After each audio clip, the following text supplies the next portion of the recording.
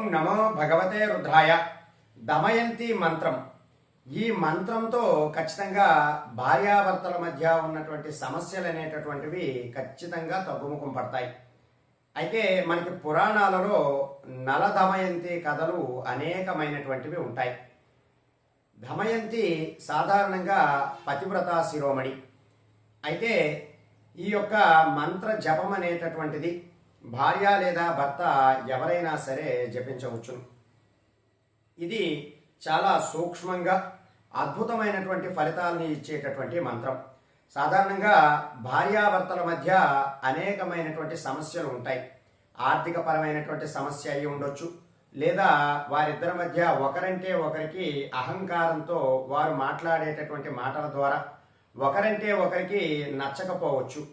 ఒకరి మాట ఒకరికి గౌరవంగా లేకపోవడము, ఒకరి మాట ఒకరికి గిట్టకపోవడము, వారిద్దరి మధ్య ప్రేమ అనేటటువంటిది లేకపోవడము, అలాగే ఎడబాటుగా ఉండడము, వారి మధ్య ఎటువంటి సౌఖ్యము లేకుండా ఇబ్బంది పడుతూ ఉండడం, ఇటువంటి సమస్యలన్నీ కూడా ఈ దమయంతి మంత్రంతో ఖచ్చితంగా మనకి తగ్గుముఖం పడతాయి.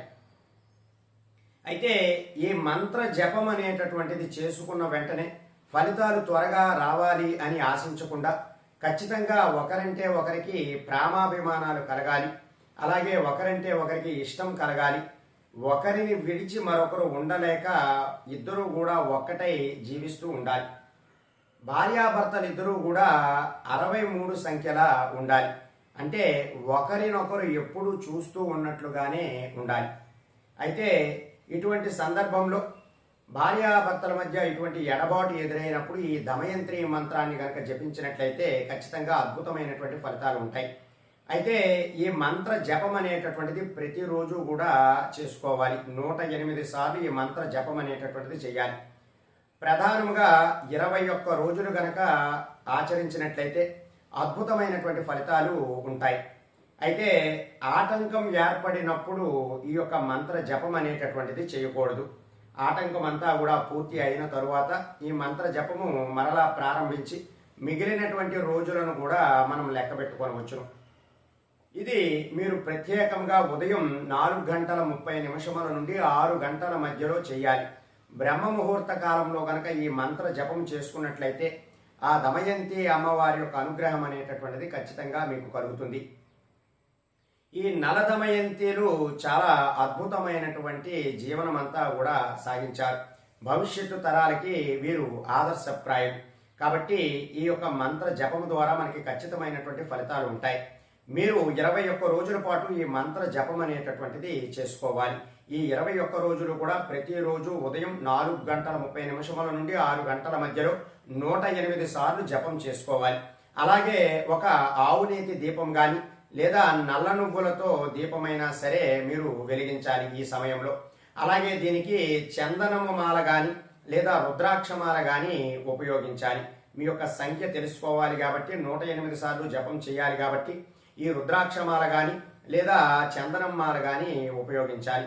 అయితే ఈ మంత్ర జపం ఎప్పుడు మొదలు పెట్టాలి? ప్రత్యేకంగా ఏ శుక్రవారం నాడైనా సరే మనకి అద్భుతమైనటువంటి ఫలితాలు ఉంటాయి. ఇంకా శుక్లపక్ష శుక్రవారం చాలా విశేషంగా ఉంటాయి కాబట్టి పౌర్ణమి ముందు ఉన్నటువంటి శుక్రవారం నాడు చాలా అద్భుతమైనటువంటి ఫలితాలను ఇస్తాయి. అలాగే పౌర్ణమి రోజు మొదలు పెట్టినా సరే మంచి ఫలితాలు అనేటటువంటివి మనకి ఉంటాయి. ఇక ఈ మంత్రం ద్వారా మీకు మీ యొక్క లైఫ్ పార్ట్నర్, మీ జీవిత భాగస్వామి మీకు దగ్గర అవ్వాలి, మీతో ప్రేమగా ఉండాలి, ఎప్పుడూ ఆనందంగా ఉండాలి, చక్కనైనటువంటి సౌఖ్యంగా ఉండాలి అనేటటువంటి ఆలోచనతోనే ఈ మంత్ర జపం అనేటటువంటిది చేయాలి.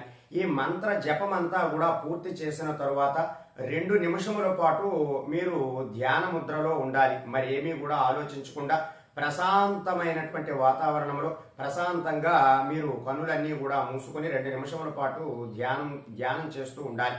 అయితే ఈ మంత్ర జపము చేసేటప్పుడు మటుకు ఖచ్చితంగా తెలుపు వస్త్రము లేదా పసుపు రంగు వస్త్రాన్ని గనక ధరించి ఈ మంత్ర జపం చేసుకున్నట్లయితే అద్భుతమైనటువంటి ఫలితాలు మీకు కలుగుతాయి. అయితే ఆ మంత్రం ఏమిటి అంటే ఓం హ్రీం దమయంత్యై నమః, ఓం హ్రీం దమయంత్యై నమః, ఓం హ్రీం దమయంత్యై నమః.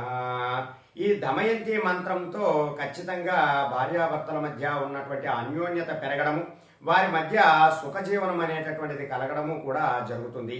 కాబట్టి ఎవరైతే ఎక్కువగా ఇబ్బంది పడుతున్నారో, భార్యాభర్తల మధ్య సమస్యలు ఎవరికైతే ఎక్కువగా ఉండి ఒకరిని ఒకరు విడిచిపెట్టి ఉండలేక ఒకరింటే ఒకరికి ప్రేమ, అభిమానము, అనురాగము కలిగే విధంగా ఉండాలి అంటే ఈ దమయంతి మంత్రం గనక ఇప్పుడు నేను చెప్పిన విధముగా ఆచరించి చేసుకున్నట్లయితే ఖచ్చితంగా మంచి ఫలితాలు అనేటటువంటివి ఉంటాయి.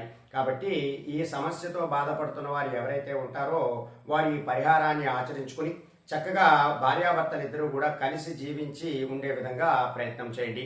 సర్వే జనా సుఖినో భవంతు. శుభం.